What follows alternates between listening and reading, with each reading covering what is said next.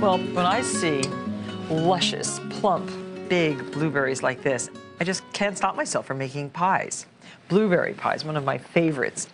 Today I'm going to show you how to make individual blueberry pies. You'll need about 3 cups of fresh blueberries. Pick them over. You know, here's a lot of leaves, a few stems. Just pick them over, wash them, put them in a big bowl like this. And I like to sprinkle them with a little bit of flour. For 3 cups of blueberries, which will make about 2 individual pies, you're going to need about 2 tablespoons of all-purpose flour. And approximately, depending on the sweetness of the berries themselves, approximately a half a cup of sugar. A scant half for these because not only are these large and plump, they are also very sweet blueberries. And I also like to add to the filling a little bit of fresh lemon zest. This lemon just perks up the flavor of the blueberries. Not too much zest, but just enough to give a hint of another flavor.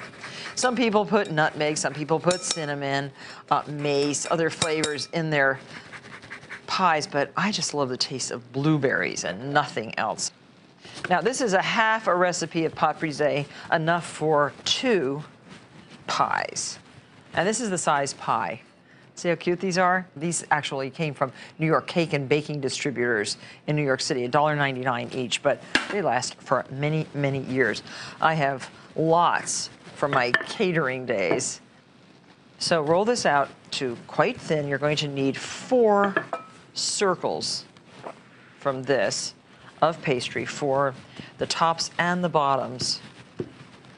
And you can see that this is the perfect crust because it rolls out without tearing, without crumbling, without being tough, and I can pick it up very nicely. Just make sure that your surface is floured enough, not too much. You don't want to get your pastry tough.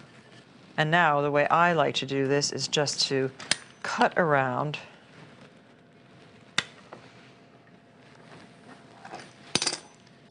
and fit it right in.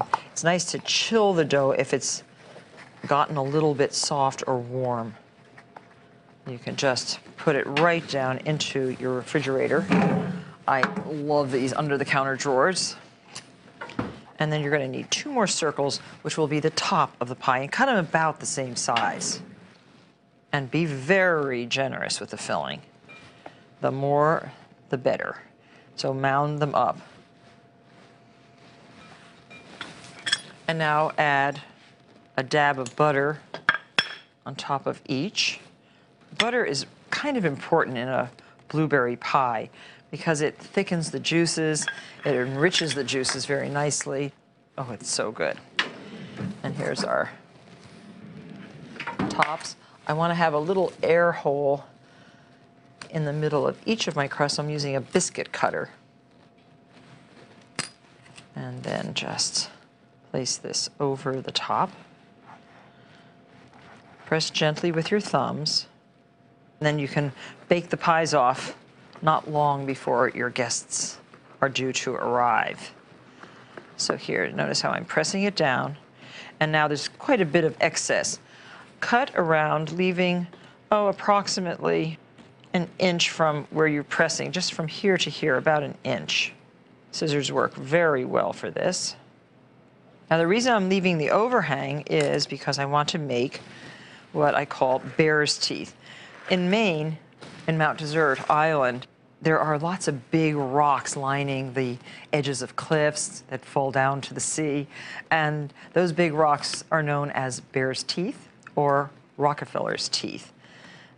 Mr. Rockefeller had a lot to do with the establishment of Acadia National Park. Notice I'm snipping all the way around the perimeter of the crust. So before you bend the teeth up, just brush with a little bit of water. Work quickly because the pastry tends to get soft in the heat. Now this should go into the refrigerator and be chilled for about 30 minutes before you bake. And we have some already chilling, and I'll show you how we finish them off.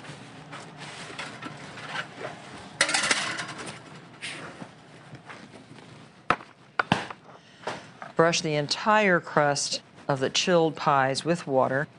The sugary crust is very nice, especially for an individual pie like this. It just makes it nice and crispy, and somehow the blueberries can really take another sprinkling of sugar. Now get these pies right into a preheated 425-degree oven.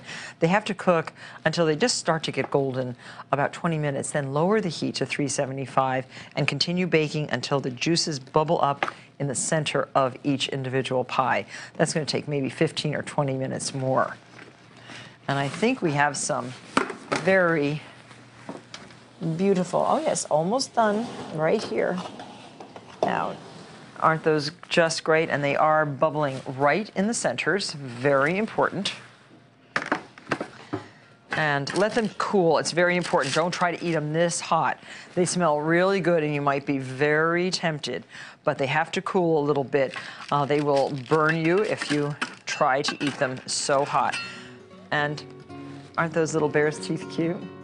Well, serve them with your favorite whipped cream, ice cream, or just as they are. Happy July 4th.